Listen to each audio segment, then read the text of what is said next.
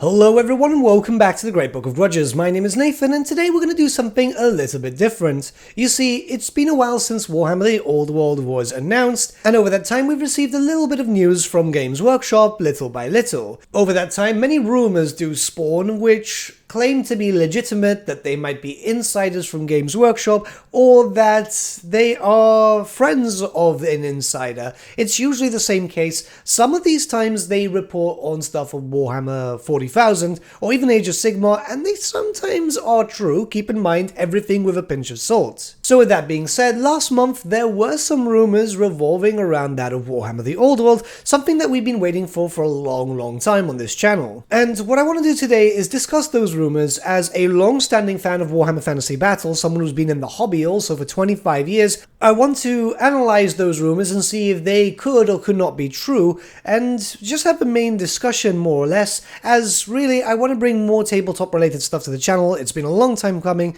and I figured that this would be a great gateway. So without further ado, let's just jump right in. So the first thing that's been floating about, from the same source by the way, is that there will be a model preview in 2022. This makes sense, though a lot of people are disputing it. This is mainly because obviously Warhammer The Old World was announced in November 2019, and some people for some reason seem to think that just because it's getting announced is when they start development, which is not the case, like at all, guys. A lot of these things are worked well in advance. It's the same thing as, say, for example, Total War. Just because Warhammer 3 was announced in March doesn't mean that they started development in March this year. They actually were working on this for a long time now, and we know that. If we go back to tabletop standards, and also a little bit of Total War, there were already rumors a while back about a whole Warhammer fantasy revival, just not in the whole old world sense, because they saw, as they do get the financial reports on how well Total War Warhammer 2 was selling and how popular it had become. That's why they started doing the whole go on the website, search Total War, and you could even find the miniatures, even though there were barely any at that point anyway. A model preview is very possible. In fact, I'm pretty sure that we had knowledge of, say for example, Kislev stuff being in the works long before even Warhammer 3 was announced. I'm not saying it's going to be a Kislevite thing, but keep that in mind for a later part of the discussion in this video.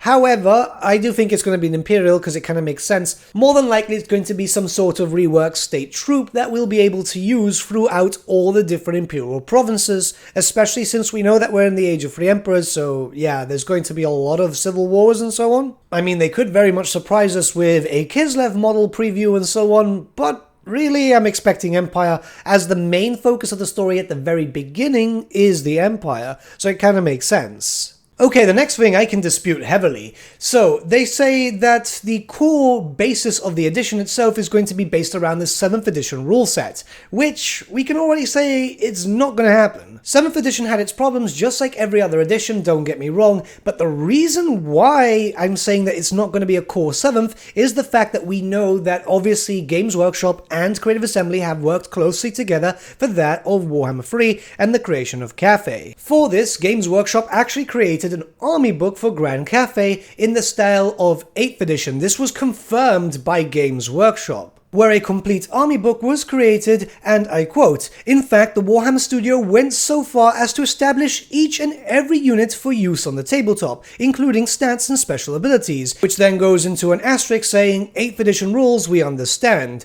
So everything was based on 8th edition for this Grand Cathay army. They created a full book, and this was later confirmed when I had an interview with Mr. Andy Hall. This was part of my podcast Lorebeards, where I interviewed alongside, obviously, Lore Master Sotek, Mr. Andy Hall, who was the lead writer of Warhammer 3, and he confirmed that he had the book right in front of him, as obviously they needed to use that to then create Cathay in Total War Warhammer 3. They're not going to create a new army and then create a 8th edition rule set in mind, then only to go back and then switch it back to 7th.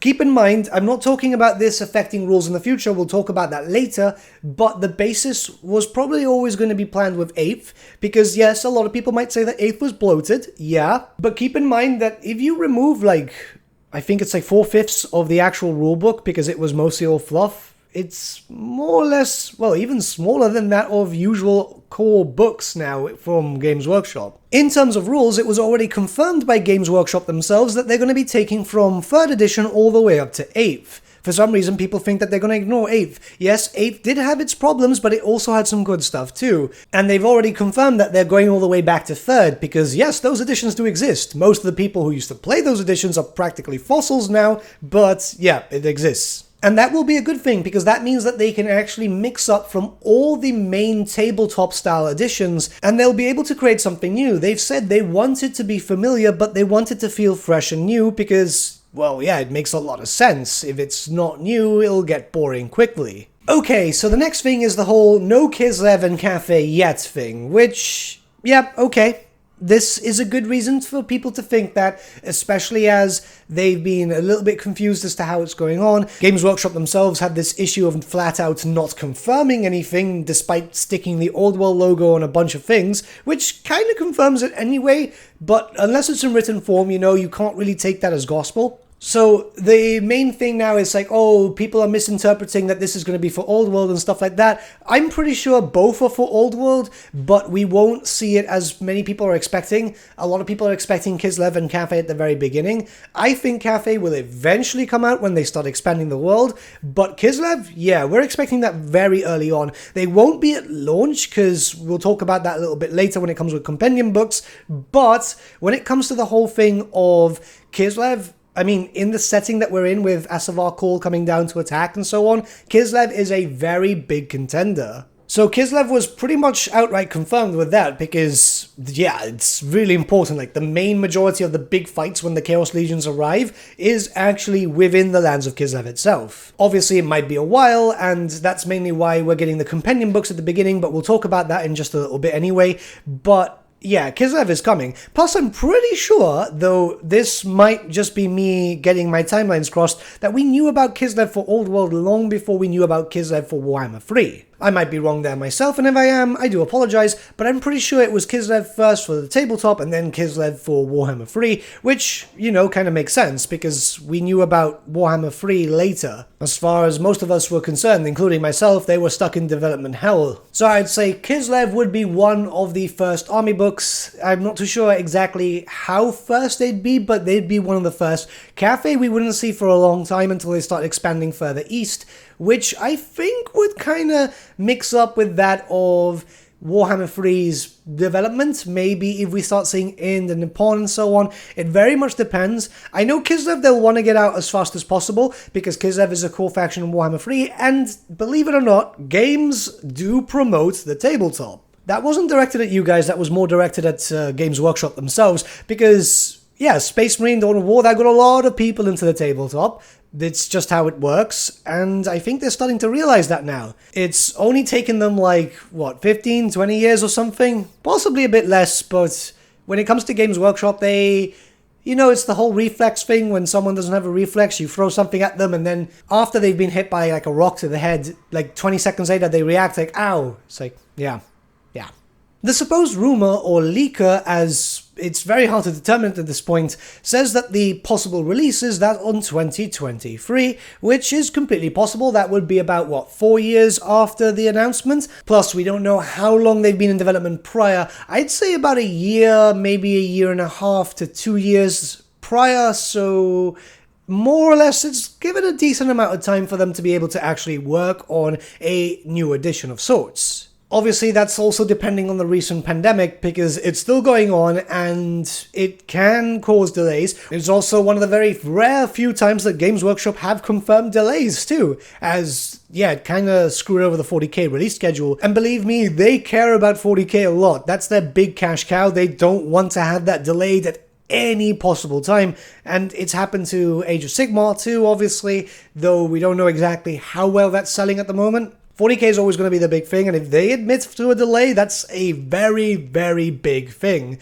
So 2023, possible. A lot of people have said 2022. I can see that, because they kind of want to go with the hype of Warhammer 3, but Warhammer 3 will always be in development now for at least 5-6 years post-launch, so they've got time. They've got a lot of time. They shouldn't feel the need to be rushing for these things, especially as there's been some issues with, say, for example, 40k, given the pandemic, and Age of Sigmar 2, where some rules weren't playtested too well, with obvious reasons, you know. But I feel like this is gonna be more 2023. Okay, let's move on to the next section, which would be index books or compendiums. It really depends on what setting you're more well known for. I'm gonna use index because a lot of people remember those that came out in 8th edition for 40k. So apparently there is this rumor that we're going to have compendium books at the very beginning, which will allow everyone to play, at least with their old armies. And we have been confirmed by Games Workshop that they are allowing for old armies to be played. They want people to use their old armies and so on, which kind of makes sense. They want the old guard to come back. So if you might recall, when it came to 8th edition Warhammer 40,000, before all the codexes started being released, they released some index books, which had a few factions together, and that would allow for people to play with their 7th edition armies, but with updated rules and so on, until eventually their army books would come out, this is their codex, and would allow them to have more specialized stuff, new models, and so on. So this makes sense for Warhammer The Old World because it would bring all the old guard back and start making them play at the very beginning. This could happen even before models start getting released, so start getting everyone who's got armies and so on. Like, I'm looking back, I've got a few armies back here. That type of stuff, which does make sense. They'd split it up into 3 factions, good, bad, neutral, which we had that in Warhammer Fantasy. We had 3 alignments: order, destruction, and obviously that of neutral. So there wasn't like a chaos thing and so on. It wasn't like, for example, how it works now for Age of Sigmar, which were their 4 alignments. It was just 3 basic ones. The rumor has it that it's going to be this way. Good faction book would be Empire, Bretonnia, Dwarfs, and High Elves. Bad faction books would be Warriors of Chaos, Beasts of Chaos, which obviously are Beastmen, Dark Elves, Skaven, Orcs and Goblins, and Vampire Counts, which kind of bloated. And then the neutral factions book, which would be Wood Elves, Khemri, Tomb Kings, Ogre Kingdoms, and Lizard Men. This is kind of weird because they're just calling it Beasts of Chaos and Khemri. They're not really calling it by their official titles, because obviously you'd call them Beastmen or you'd call them Tomb Kings.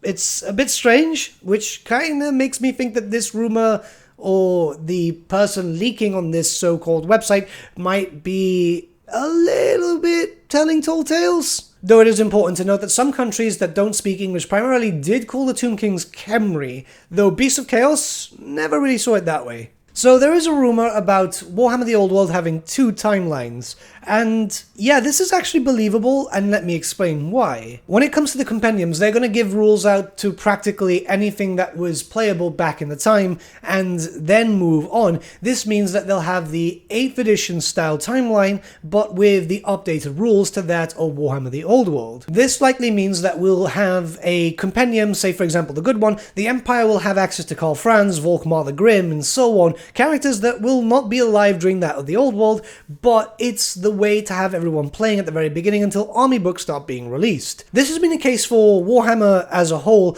where when they move into new editions where characters are dead, you can still play them until your respective army book, codex, or whatever comes out. This doesn't mean that we're going to stay in the 8th edition timeline, it just means that they can have everyone playing, use characters that they already have, and so on, until they can start moving on when new models start getting released, a new army book, and you have access to actual characters from that timeline. This was a case a long time ago where we were actually in this timeline, we had access to Magnus the Pious and so on, yet we could also play as Karl Franz. It was an odd thing, but this happens with the Warhammer stuff for like every setting. This also means that Games Workshop can do a bit of a cash cow movement here, where they can make a bunch of stuff made to order whilst they wait for the new models to get announced and replace the old ones. Keep in mind, there's still a lot of old models still available, like the Empire stuff is in the Cities of Sigmar, the Lizard Men are the Seraphon, and so on, but they can bring back, say for example, some Tomb Kings and all that, have that made to order, so it'll take a while to actually get to you. I think made to order is about 30 days or something like that, and that way you can build up your armies, and eventually, yes, you're going to have to replace them if you want to at least, because I know some people who still play with some older models.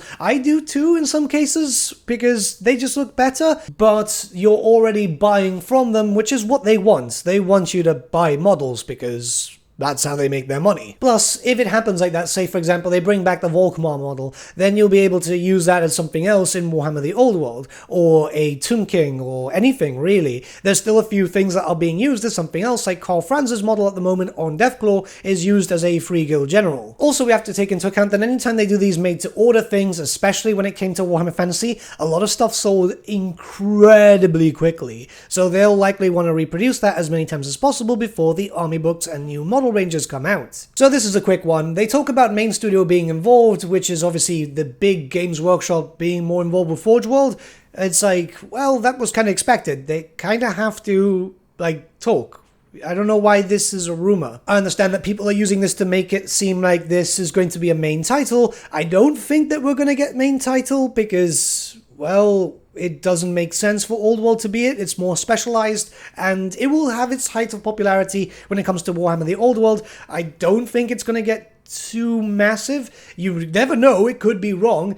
But Age of Sigmar is still a thing. The people who are saying, oh, this is going to remove Age of Sigmar, blah, blah, blah, I don't know what you're thinking. This doesn't make any sense. As far as I'm aware, Age of Sigmar is doing well and is getting better through the additions, because keep in mind, every Warhammer game that's ever been released was absolutely horrible in its first 2 editions, and it usually takes about 3 or 4 to actually find its proper footing, which is what's happening with Age of Sigmar now. So I don't know where this is coming from. So the next thing we can talk about is starter sets and compatibility. So yeah, it's a bit too early to talk about starter sets, though we have been hearing rumors about them for a bit over a year now, I think. Mostly this rumbling about a Khorne versus Kislev starter set, which obviously would make sense as a great way to introduce Kislev as a playable faction, and hopefully by that point Khorne will also receive some updates.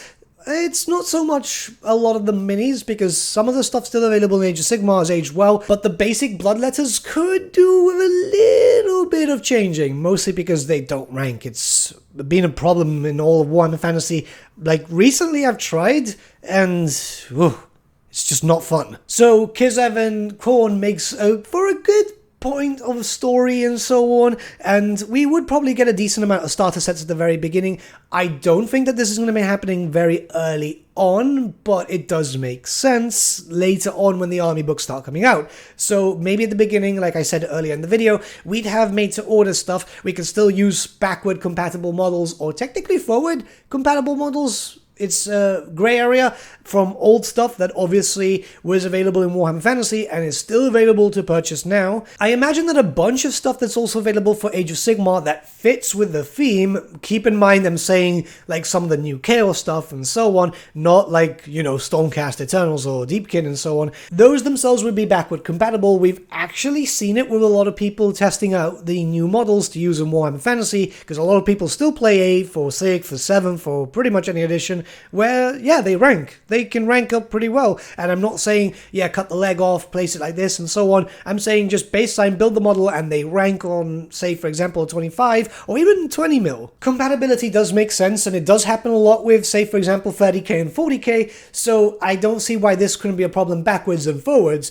Kislev will likely be used a lot when it comes to Age of Sigmar, maybe as free guild cities and so on, if the free guild ever get proper changes, or as its complete new army book, but I'm imagining that they'd just be put as together as the Free Guild, where you would just have a different look. It's kind of like the old way of the Imperial Guard for 40k, where like you had Cadians, you had Steel Legion, you had Krieg, you had all these different ones, and they all had different rules. They still obviously had rules that tied them all together, and the main majority of the rules were the same, but the visual difference was kind of nice because that made you stand out from the other Guardsmen armies. Not everyone wants to play Cadian. For some reason, Games Workshop still think that everyone does. There are a number of ways that Games Workshop can introduce starter sets and so on, which obviously can take from, like, say, for example, 40k and Age of Sigmar, where you've got army versus army, bringing in their respective books, maybe a new model and so on, and that's pretty much a good way to start. You can share with a friend and all that, which was great. I like that. I've been getting back into 40k recently, and that does help, because I know a friend that wants to play, and maybe he wants the same army or a different army,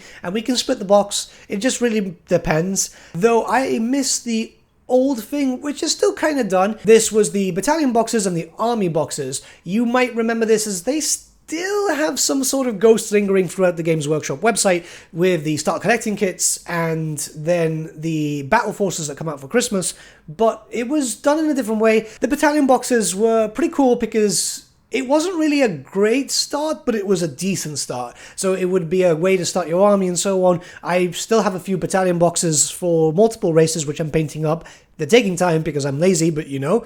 And it was a great way to actually get started. It was a low-cost barrier of entry, but you'd have like a little mini force, which kind of worked out kind of well. Then the army boxes was pretty much a full army, close to 2,000 points. It had pretty much everything. It had core, special, rare, even some characters, sometimes a BSB, and it was not competitive, I'll tell you that, but it was a 2,000 point entry. It was a way to have a fluffy army at the very beginning, and yeah, they were pretty good. I've still got my Empire one, I think. More than likely, if they come back to these style of boxes, they probably won't do the army box, because nowadays Games Workshop is so expensive that buying a 2,000 point army at the get-go would be way too much. It's amazing how prices have changed over the years, and it's kind of scary too, I must admit. So start collecting kits would work out pretty well. They normally cost around, what, £60 or something like that. They'd have to be a bit more models. It depends on how we're going to see the army deployment. If it's more like 6th, it could work out quite well.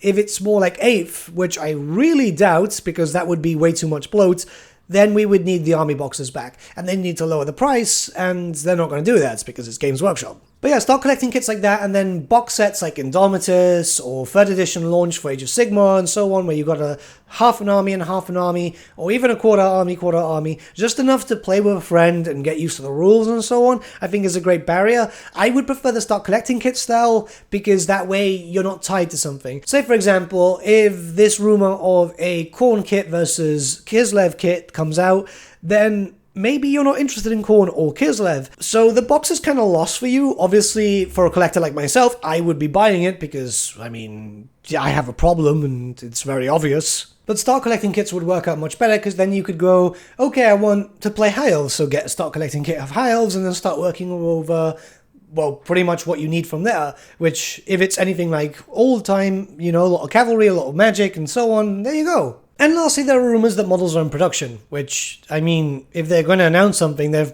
probably started working on stuff. It kind of makes sense. I don't know why this is even a rumor. It's a bit of a weird thing. Even I heard a while back from someone who claims to be a reliable source.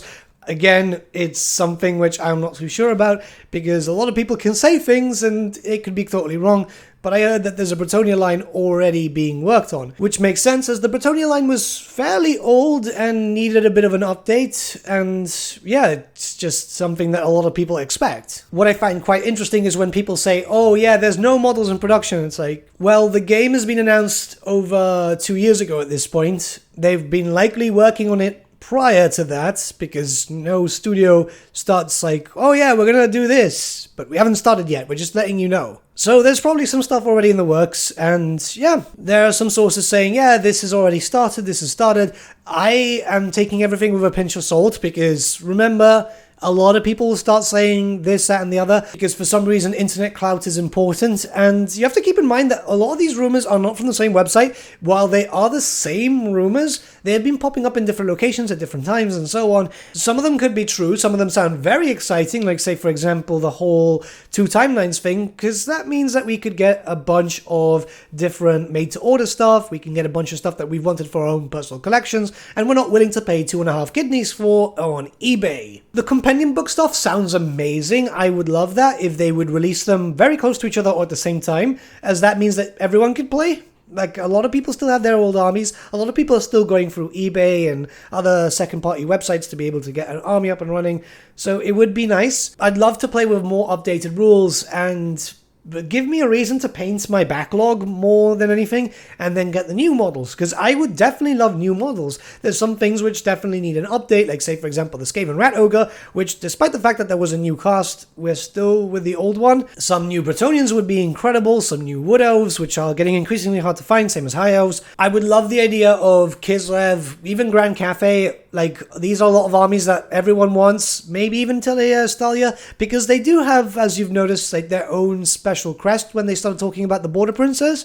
So yeah, this could mean something. Which, funny enough, I did forget about this in the script, so we'll talk about this now. There are of course new rumors of new factions and so on, Stalia getting their own respective books. We already kind of expect it for Grand Cafe, but like anything else in the future, well, that depends on how well the game sells. It's very likely they have basic ideas written down just in case, but if the game doesn't sell, they're not going to want to create more stuff for it. I mean, that kind of makes a lot of sense, doesn't it? Like I said, when they were talking about the Border Princes, there is different faction crests when it came to, say, for example, the obvious Talian and obvious Estalian ones, which kind of means that we will likely see Dogs of War, maybe with their own official army books and so on, so Estalia, Talia as their own separate things, and then a big book to actually tie them all together. This is just me hypothesizing, of course. We never know. Games Workshop are very weird. Sometimes they announce stuff that we're just not expecting. It wouldn't be completely out of the question, however, say for example like the Vampire Coast.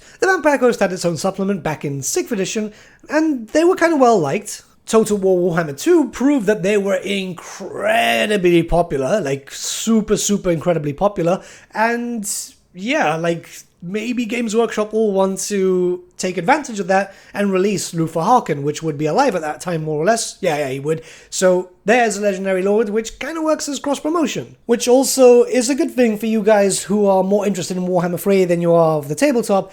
Anything from Warhammer 3 that's new will also likely be in Old World, because, well, it also makes sense, but anything that comes out completely new for Old World could also come out for Warhammer 3 in the form of DLC, as well, there's a lot of army books which are pretty much done. They're going to want to milk Warhammer 3 for as long as possible, at least we hope so, and they've said that they're going to milk it for years to come. So if the army books themselves are done, and there's not much else to add in from previous supplements and so on, they could use anything that eventually comes out for Warhammer 3 for this, which would make a lot of sense, and is a lot of cross-promotion. Once again, cross-promotion is very important, and hopefully Games Workshop have learnt about this. But with all that being said, this was pretty much everything. It's a little longer than I expected to talk about these rumors, but there's been quite a few things.